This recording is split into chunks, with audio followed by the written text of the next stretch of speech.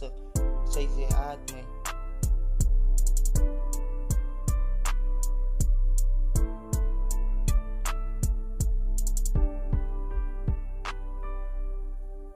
Geef me je reden hoe ik je recht kon begrijpen. Want mijn leven spin met jou als is het job. Nu schrijf ik brieven voor uren. Het was liefde en ik begon en ik maar zei veel nou.